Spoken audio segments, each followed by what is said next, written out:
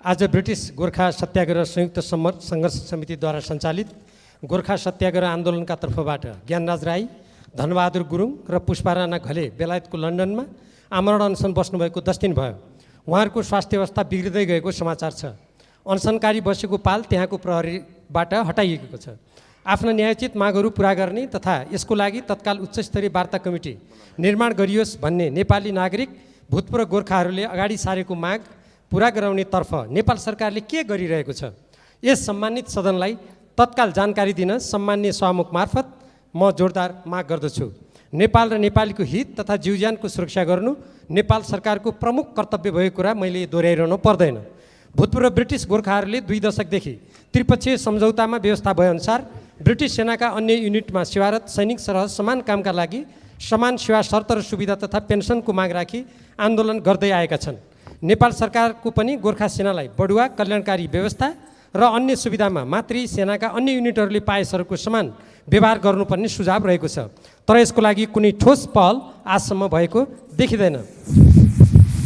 प्रमुख मागहरूमा जुलाई 1997 भन्दा पहिले सेवानिवृत्त भएकाहरूले समान पेन्सन पाउनुपर्ने, विगतमा भेदभावपूर्ण तलब पेन्सन र सुविधा दिए बापत क्षतिपूर्ति पाउनुपर्ने, ब्रिटिस गोर्खाका विधवाहरूले पनि समान पेन्सन र सुविधा पाउनुपर्ने, सन्तानले आप्रवासनको सुविधा पाउनुपर्ने, ब्रिटिस सेनाले पाउने सरहको औषधोपचारको सुविधा नेपालमै पाउनुपर्ने, पाउन्ड स्टर्लिङमा पारिश्रमिक नेपालकै ब्याङ्कमा पाउनुपर्ने रहेका छन्।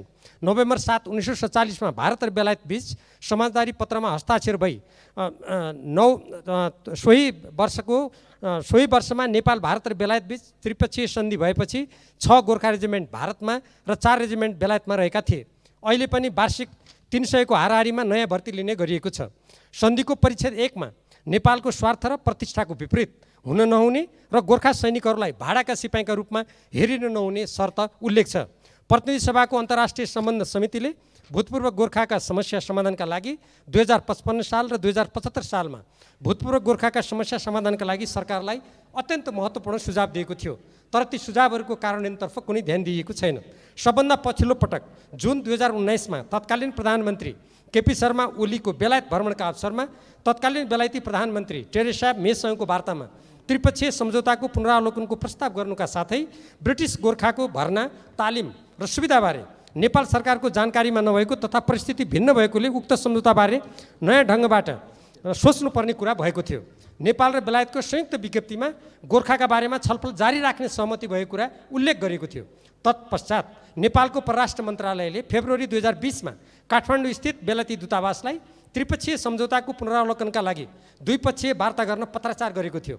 त्यसको कुनै जवाब दिइएको वा नेपाल सरकारले पुनः सोधखोज गरेको कुनै जानकारी छैन। यसतर्फ म सम्माननीय सभामुख महोदय मार्फत नेपाल सरकारको गम्भीर ध्यान आकर्षण गर्न चाहन्छु।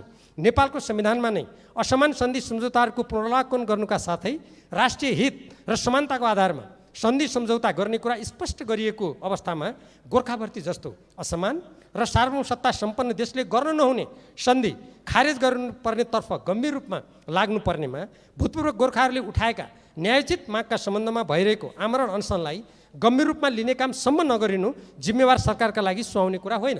बेलायतको संसदमा रहेका सदस्यहरूले समेत भूतपूर्व गोर्खा सैनिकहरूको आमरण अनसनप्रति ध्यान दिन र माग पुरा गर्न माग गर्दै आवाज उठाएका छन्।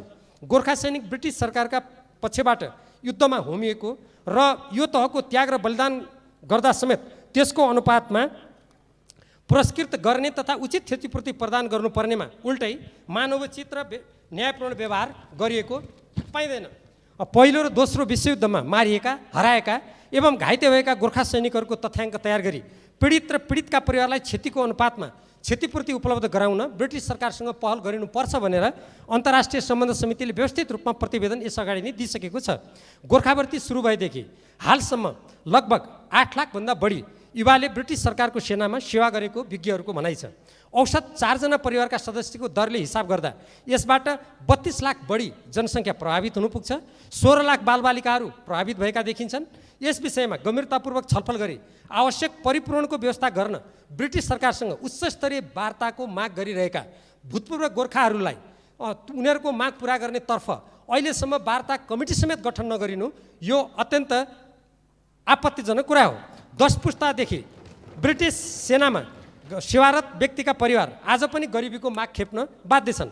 गोर्खा भर्ती प्रचलनकै कारणले उनीहरू शिक्षा, निजामती सेवा र राजनीति लगायतका क्षेत्रमा पछाडि परेकोले भूतपूर्व गोर्खाका समस्याहरूको समाधान गर्नु अत्यन्त आवश्यक छ र भूतपूर्व सैनिकहरूमाथि भएका अन्याय र भेदभावको अन्त्य गर्ने सम्बन्धमा नेपाल सरकारको सक्रिय संलग्नता भई समाधान खोज्नुपर्ने कुरामा विशेष ध्यान दिनुपर्छ भनेर यो प्रतिनिधि सभा, सदन र अन्तर्राष्ट्रिय सम्बन्ध समितिमा पटक पटक कुराहरू भएको छ र भूतपूर्व गोर्खाका प्रतिनिधिहरूले पनि यस सम्बन्धी कुरालाई पटक पटक उठाइरहनु भएको छ र अहिले बाध्य भएर उहाँहरू आमरण अनसन गरिरहनु भएको छ र उहाँहरूले पछिल्लो समयमा सत्याग्रह समितिको नेतृत्वमा जुन आन्दोलन गरिरहनु भएको छ त्यो लामो समयसम्म उहाँहरूका न्यायपूर्ण मागप्रति गरिएको व्यवस्था प्रतिको एउटा ठुलो विरोध हो।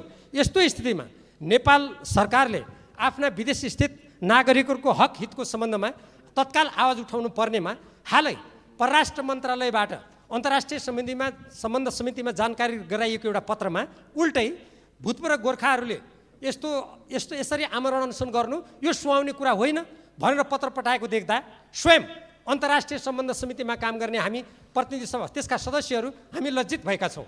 आफ्ना देशका नागरिकहरूको बारेमा जोरदार रूपमा आवाज उठाउने र उनीहरूको हकितको लागि सरकार अग्रसर हुनुपर्नेमा त्यतातर्फ ध्यान नदिएर उल्टै आफ्नो न्यायोचित माग उठाउने भूतपूर्व गोर्खाहरूलाई हतोत्साहित गर्ने प्रकारका गतिविधि गरिनु अत्यन्त खेदजनक कुरा हो। तसर्थ म सम्माननीय सभामुख महोदय मार्फत भूतपूर्व गोर्खाहरूले आज 10 दिन लामो जुन आमरण अनसन गरेको अवस्था छ, उहाँहरूको स्वास्थ्य स्थिति बिग्रिएको अवस्था छ, यसको लागि कमसेकम तत्काल नेपाल सरकारको संलग्नतामा समेत बेलायती सरकारका जब त्यहाँका सांसदहरूले समेत आवाज उठाइरहेको स्थितिमा तत्काल उच्चस्तरीय वार्ता समिति गठन गरेर यो आमरण अनसनबाट ती जो स्वास्थ्य स्थिति बिग्रिँदै गएका भूतपूर्व गोर्खाका मैले अघि उल्लेख गरेका 3 जना व्यक्तिहरूको ज्यान जोखिममा पर्ने काम नहोस् र तत्कालीन उच्चस्तरीय वार्ता समिति गठन गरेर बेलायती सरकारसँग हाम्रो त्रिपक्षीय सन्धि सम्झौतामा भएका ती प्रावधान त छँदैछन्, अझ त्यसपछि स्वयं त्यहाँ एउटा संयुक्त जुन कमिटी बनाइएको थियो त्यो कमिटी टेक्निकल कमिटी भन्ने छ, जसलाई प्राविधिक समिति भन्छ, त्यसले समेत वार्ता उच्च स्तरमा गर्नुपर्ने भनेर सिफारिस गरिरहेको अवस्थामा त्यसप्रति व्यवस्था हुने काम नहोस् र नेपाल सरकार यो नेपालको संविधानमा उल्लेखित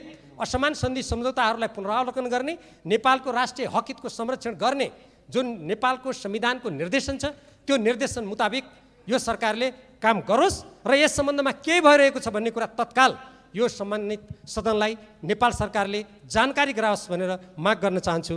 धन्यवाद।